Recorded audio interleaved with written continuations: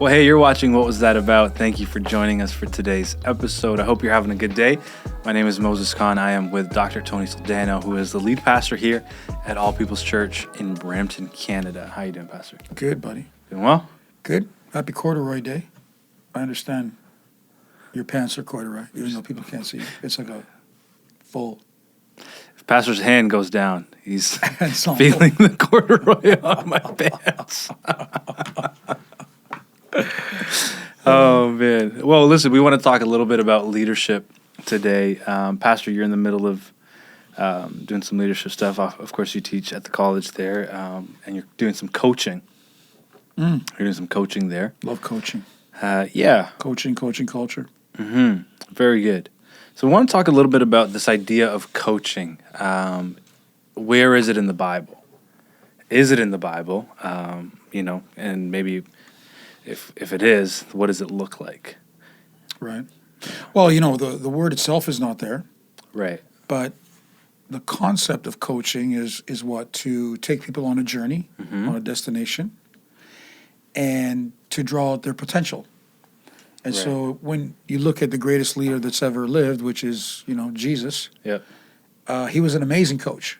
Mm. He was incredible at drawing out people's talent, potentials. He provided parables about it. And it wasn't just the idea of, business leadership or success leadership, which is a lot of what we hear today. Yep.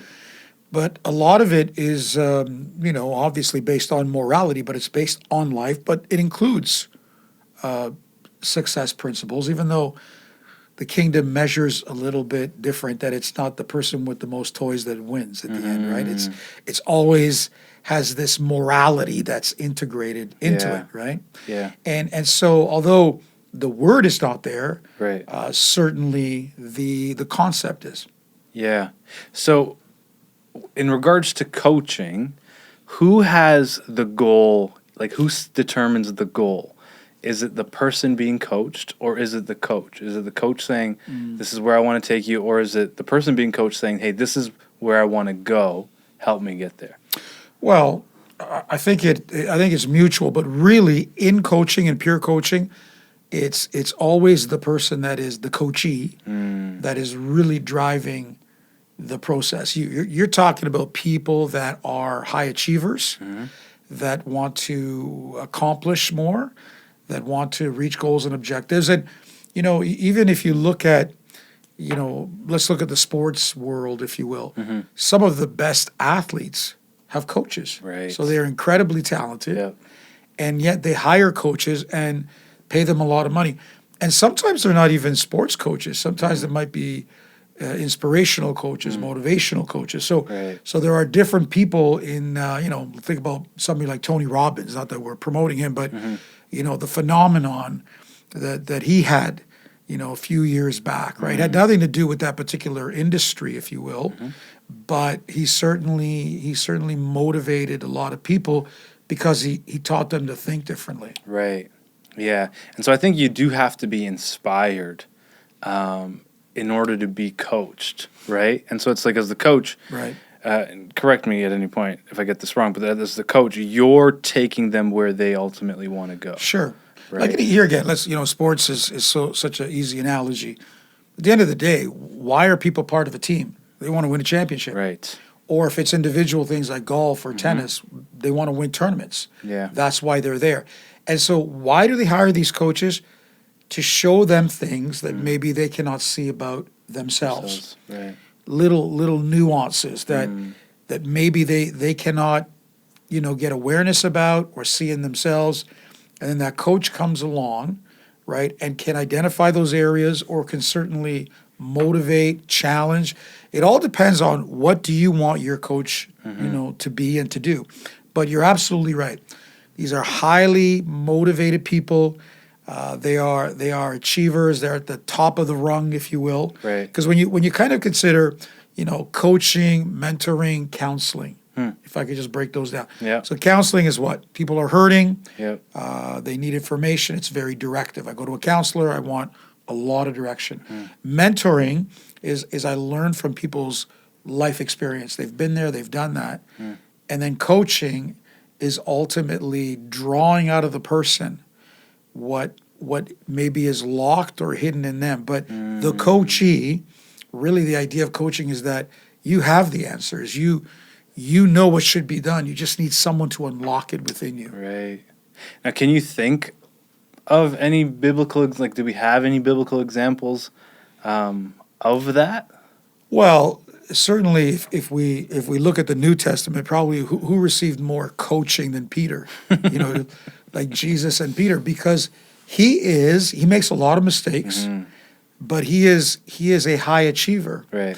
The story of stepping out of the boat. I mean, if that's not a coaching example, right there of taking risks and faith and breaking barriers. Now we always have the lens of spirituality, like faith and doubt, and he was going to sink.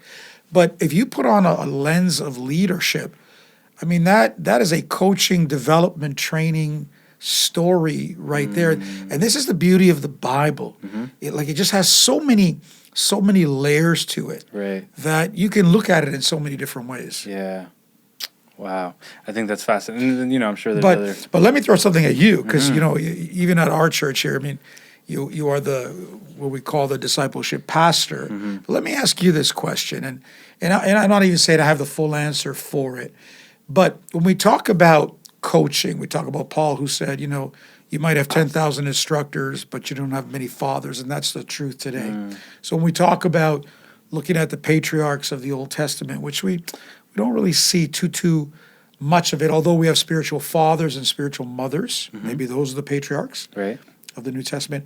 But in your opinion, do you think it all falls under discipleship? Like, is that the umbrella that covers all these things? Because Jesus said, go and make disciples. And so if people are wondering, well, okay, you guys are talking about coaching. Well, is that part of discipleship?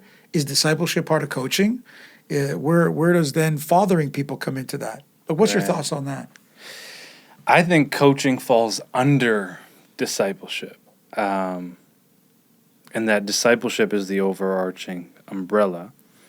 And so we see examples of Jesus doing that. If I take your definition of coaching, for instance, we can see that ultimately the 12 were his disciples. They followed him, right? So the invitation was, hey, follow me, learn from me. Right. But even in that, he had moments of coaching. These were conversations he had. These were questions he would ask. And I know you enjoy asking questions. And so Jesus asked a lot of questions. And to me, those are coaching moments. You see what just happened there? Let's talk about this. Or who do people say that I am? Well, who do you say that I am? And so those to me were probably Jesus' coaching moments with the disciples that fall under the umbrella of discipleship, because ultimately discipleship was, hey, I'm going to make you like me. Right? So follow me. Paul uses words like this as well, where he says, follow me as I follow Christ. So we know Christ is the ultimate goal. And so that is discipleship. We're moving towards becoming like Jesus. But within that, I think if coaching is not done, then we're going to be kind of, I think, disoriented even within ourselves and where we fit along this discipleship journey, and maybe even have identity crisis. And so coaching, I think, helps us deal with those things. Now, clearly, Jesus had to be directive at times, because he's coming from the Father. He is, teaching them about the kingdom.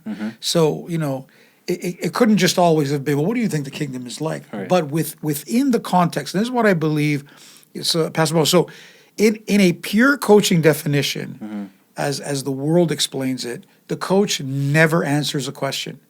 It's always thrown back in an answer form, because the belief is the individual somewhere has the answer.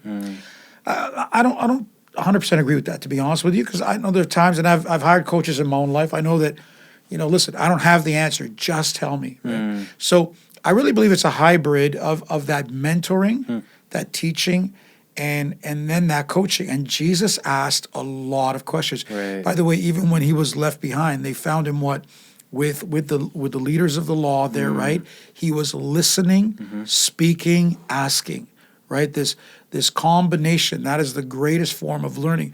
You know, today a lot of quote unquote coaches or counselors or even mentors, they are so directive, they are so quick to give, this is what you need to do, this is what works, instead of allowing people, you know, to think, to Yeah. contemplate, maybe even to make some mistakes. Yeah.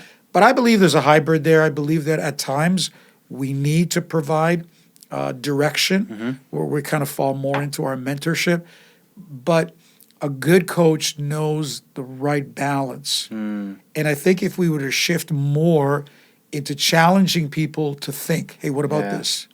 Yeah. You know, what have you tried? What's failed? What's moving the needle forward? Yeah. And causing people to reflect on their own path. Remember, we're talking about high achievers. We're not talking about hurting people and Right. people that are bleeding, quote unquote, emotionally, spiritually. Yeah. Although by the way, even in those cases, you know, even in those cases, there could be some great revelation to people Right. as to why maybe they're in the pain or the condition they're in. Yeah, that's fascinating. I'm curious to know. So you've kind of mentioned this whole, you know. But hold on, grab that question. Yeah. So you really believe everything falls under, we want to be clear, that the overarching theme of the New Testament is we're going to make disciples, and then within discipleship, we have these components. I agree Yeah. with you. Okay. Yeah. Sweet. Wow. I'm curious to know, when you coach, what are you looking for?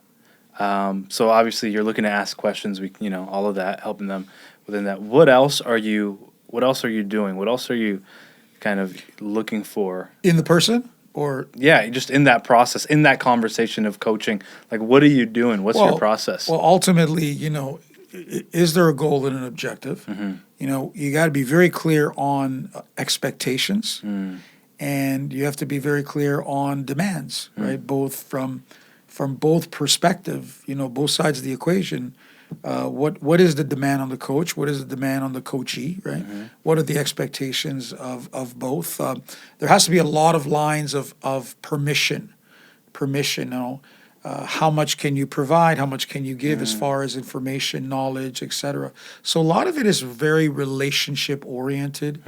It's very fluid. But let me say this, Pastor Moses, you know, this isn't like, okay, I have a really good friend of mine or someone that's been in my life and they're my coach. Okay. A lot of people, Okay. you know, most likely those are mentors or even a confidant, you know, but they're not your coach. I've always said this: everybody should have a Paul, a Timothy, and a Barnabas in their life, right?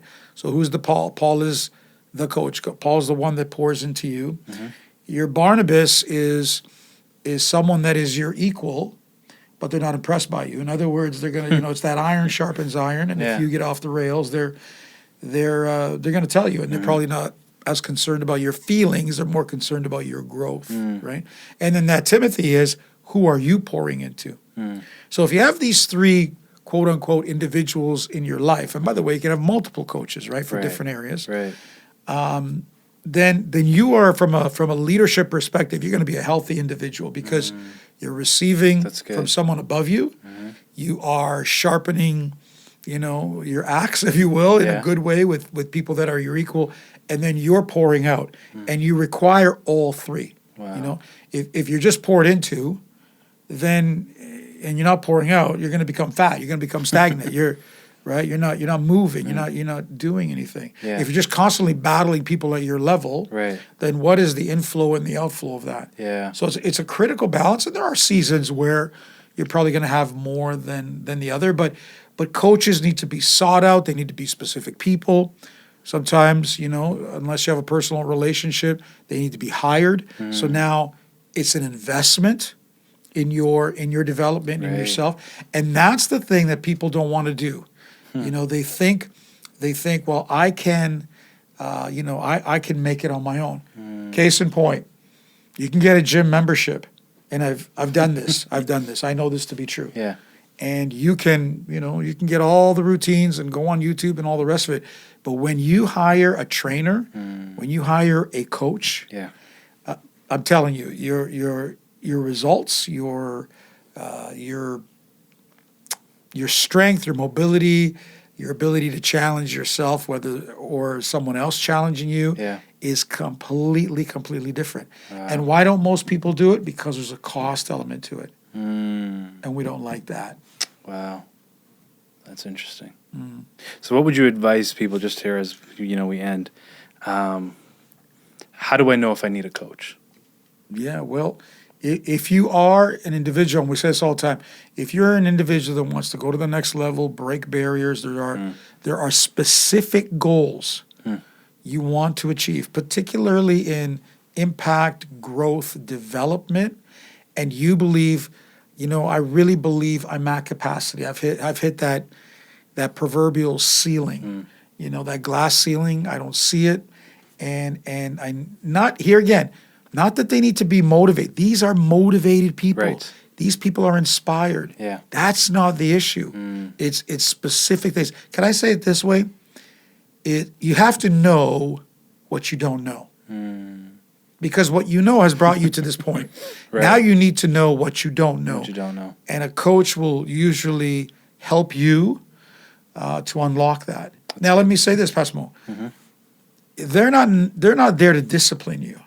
They're not. Right. They're not your. They're not your school teacher. accountability partner. No, that's not what this is, right? If that's what it is, save your money and your time because you're looking for the wrong. Wow. You're looking for the wrong person. So that's what I would say. That's good.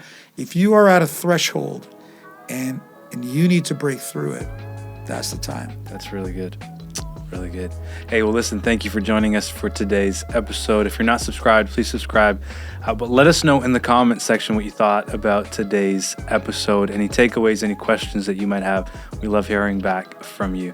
Thanks for this conversation, Pastor. Thank you, sir. We'll see you in the next episode. God bless.